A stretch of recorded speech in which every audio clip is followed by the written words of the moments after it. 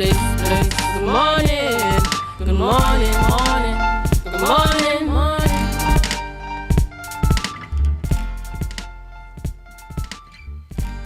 I grew up running around in the sun for fun when the day come. I grew up reading cover to cover under the covers for hours when the day done. Way back when I used to wear backpack and ribbon, the word tablets only had one definition. You see, in the dinosaur days that I grew, when you wanted to know the meaning of a word, you didn't ask Siri. The only woman you would ask was your mommy, and she would tell you to look it up in the dictionary. So I went to Merriam-Webster, not Alexa, trying to find what being a child means, cause it's clickbait. Weaves and wigs, body bubbles and clips age, playing mind games like Minecraft and Fortnite. Don't fly kite, ride bike, no bedtime on a school night. Yes, I was taught language is motivational, but I just thought some things would be generational, like children. These 21st century revised editions, updated versions, products don't produce themselves, so I blame the manufacturers. Parents today don't parent anymore. Too many unerased human mistakes walking around. The faults of adults who like to play without protection, well, congratulations. Responsibility is the ramification of not wearing rubber, not taking Plan B, or you're not making love, or you're out here making babies. And motherhood is more than cute. Daily Bumper update, IG stories. Fatherhood goes further than adding some words to social media bio. That's easy. I mean, it is easy. Don't do the deed if you don't want the duties. Dumped on the free babysitter, TV, pictures rated PG, but parental guidance can't be provided by a flat screen. Before toddlers turn to teen scenes of violence. And that was Miss Gabrielle Murray. She is joining us in studio this morning here on Tobago Updates Youth Wednesday. That was her spoken word piece for the National Poetry Slam from First Citizens, the Bocas Lit Fest for 2024. I know a lot of us might be very much aware of the spoken word competitions that we have every year. Now it's Gabrielle who entered. She has been a part of the spoken word competition for some time, and she continues on. She is in the finals for the Grand Slam that will take place on Sunday. So good morning, Gabrielle. Good morning. You can go ahead and introduce yourself to the viewers. Hi, good morning. So as was said, my name is Gabrielle Murray. I'm 19 years old and I am a spoken word poet, and this is my first time in the Grand Slam of the First Citizens National Poetry Slam. All right, and I just want to say before we start, on behalf of course, Tobago Updates and myself, right, congratulations on making it to the Grand Slam. Thank you. The competition, I know, is very stiff. There are a lot of creative talents out here, but I am very much happy that your talent made it to the Grand Slam.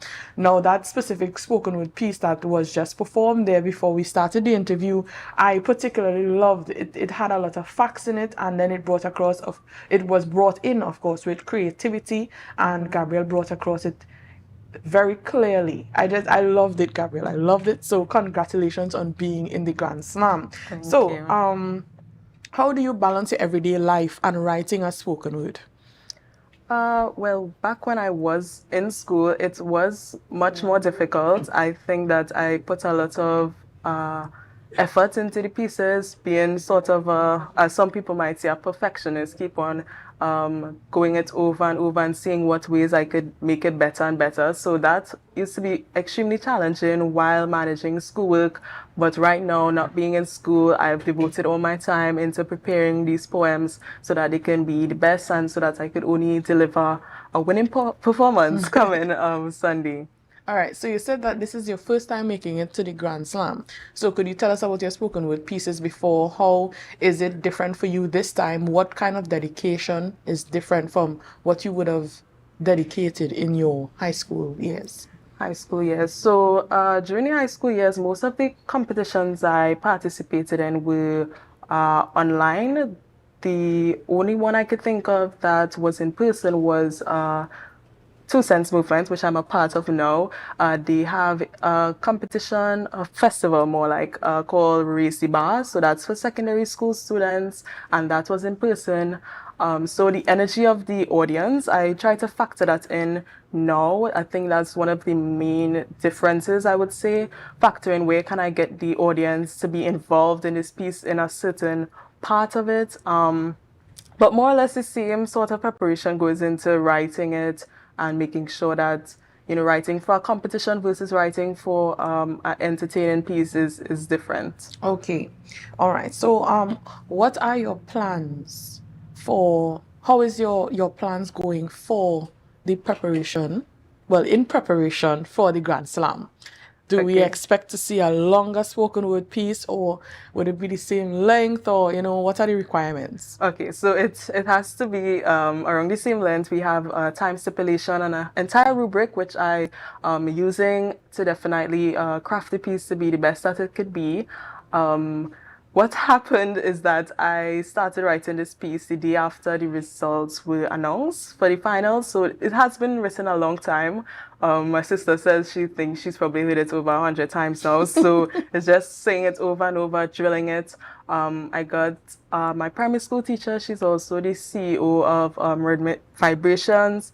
She has been helping me. I ran it with Clavia. I'm not sure. Some persons might have seen the piece with Clavia. That was the school piece with School is Stress. That has been going around. That was probably last year. Well, yes. Yes. So I was working with her, and then just my family, saying it to them all the time, and yeah, just practicing. Okay, and in all of this preparation, what lessons do you take out of preparation, out of doing spoken word on a whole? Because I know, of course, there is some research that you'd have to put down before actually writing a piece. So what lessons have you brought from preparing for spoken words or even performing? That's a good question. Darren Sandy, who is also a finalist, who has been a mentor to me, I spoke with him and he was saying timing. Like I did actually enter last year, and I didn't make it past the auditions. It was school and so many things I was juggling. And he was saying timing is everything, and I feel like that's what I'm taking away. I'm seeing everything moving according to how it should be, and just waiting and knowing that, for years, since I was about 11 or 12, I've been doing this, and just seeing that you take your time and you grow and where you can go. Another thing that I've really drawn from this experience is that some people say like it's a gift. God gives us gifts and so on, but we have to develop our talents. So to put in the work to develop, and once you are intentional and you want it, that you can achieve it. In terms of research, I had to research a lot for this piece that I'm going to do for the finals. It's something that I don't want to give too much away. Of course but not. Surprise us. Yes, it is. I'm going for the surprise element for sure. But a lot of research, because it is something that as Tobagonians and as youths, you will know about, but you don't recognize how much you don't know about it. So I'm excited to enlighten. It's mostly going to be a Trinidad audience. Hopefully Tobagonians could come and support, but really enlighten. That's what I'm going for the finals. All right. So you speak on enlightenment, right? Do you think that Tobago, because you are inviting Tobagonians to see your performance in Trinidad, do you think that Tobago they have like a vast knowledge on what spoken word is? I think it's growing more and more in Tobago. I wouldn't want to speak for everyone, but I think the idea of spoken word is always changing and evolving. There was a 10-year-old who competed from Tobago. He made it to the semi-finals, and hearing him just goes to prove that spoken word is reaching even to the youngest. So I think we have an idea, and more persons are getting involved in it, which is nice to see. And in light of this, do you plan on, because I mean, your spoken word pieces are normally very excellent. So I know you have other stages that you would perform in. Of course, I've seen you perform in church, being your cousin and everything. I have seen you perform on different stages, right? And of course, the Grand Slam that you are about to perform on, the semi-finals that you are performing on for the Bocas Lit Fest continuously, yes? So do you see yourself planning or getting involved in the planning part of spoken word competitions and bringing them here to Tobago Ooh, to get Tobago more involved? That's something interesting, and I will definitely take it up. So, as I mentioned before, I am a part of the 2 Cents movement, and they are the ones that are responsible for the Racy Bar competition festival that I mentioned earlier. So, right now I am teaching. We have a club called Future Authors. So, y'all could just DM 2 Cents movement on Instagram, TikTok, and they can reach out to you and you can join the club if you're interested. It's for secondary school students though, and we had a showcase, and competition is something that is coming up, and I'm trying as best as I could to see where we can bring more of that to Tobago. Okay, so Gabrielle, now that you have gotten so far in the competition, do you have any advice to other competitors or even other people who might be interested in the spoken word competition for next year? Yes, so my advice would be similar to what I was told. Take your time, keep perfecting your craft, be dedicated to it, and you will reap the rewards. It takes a lot of practice and work. Be willing to listen to criticism, constructive criticism, of course. Be willing to take that and just continue refining what you're doing. And when the time is right, you will probably end up in the finals of the Grand Slam like I did. All right.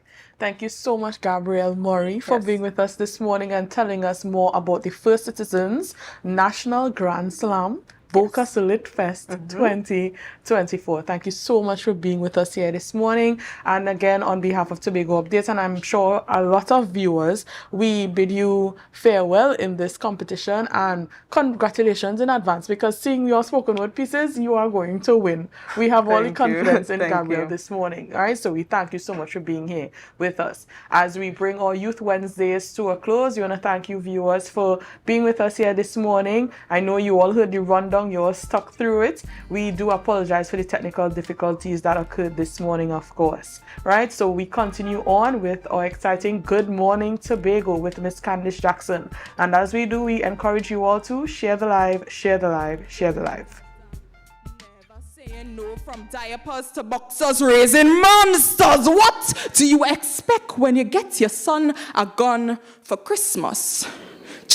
Backchat, slam doors, chores undone.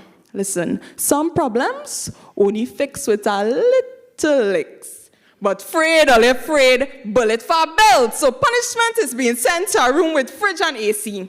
And then we wonder how they could have the audacity to disrespect authority. Schoolgirl calls mother, cause teacher, it's apparent to me. Parents today don't parent anymore. Oh God. Lord, parents today, I just wish we would rewind to the time when kids look their age, act their age, song their age. I say we start a new trend. #parents parent.